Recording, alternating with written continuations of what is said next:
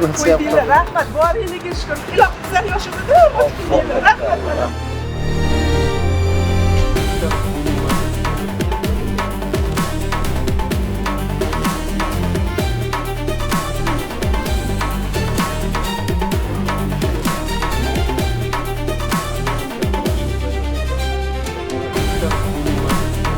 Bu yilning o'zida Chilonzorda 6 ta mahalla to'liq ta'mirlanadi.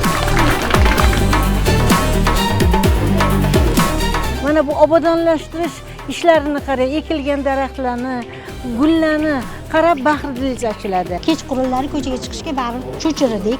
Ayniqsa bolalarimizni begona odam kelib qolsa, tag'in biror hol yuz bermasin degan xodikda bo'lardik. To'liq mahallani kamera bilan qamrab olganmiz. Barcha kameralar Qalqon tizimiga integratsiya qilingan.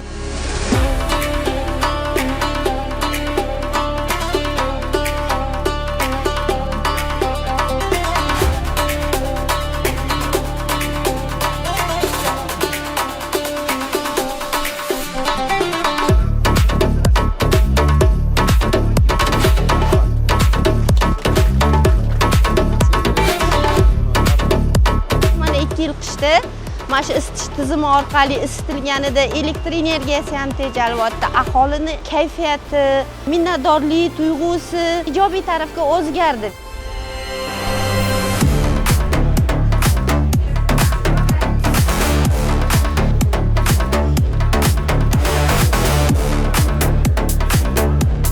Olti kun davomida o'qib, o'rganib, keyin marketlarga, do'konlarimizga stajirovka jarayoniga jo'natiladi.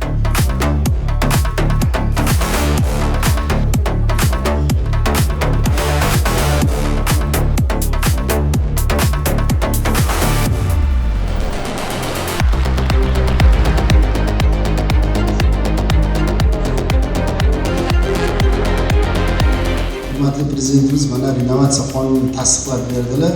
Oldindagi renovatsiyaga tushgan xonadon egasi yo'q ko'chada qolib ketmaydi. Uy egasiga shu uyni atrofida yangi qurilgan xonadon yashayotgan uy kvadratidan kam bo'lmagan miqdorda, ayrim holatda 20% gacha ko'p bo'lgan holatda ko'chirib olib borib beramiz.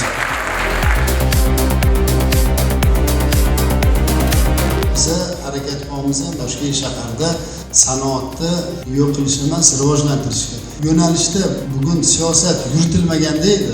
Ko'rsatkich 207 trillion bo'lmasdi.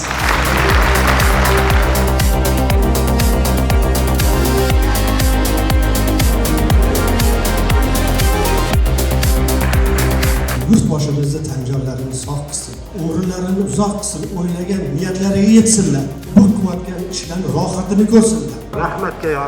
Hammangizga rahmat. Asosiy maqsad har bitta xonadonga yaxshilik olib kirish. Har bitta xonadonning egasiga shu 35 yilligi shukuhini yetkazish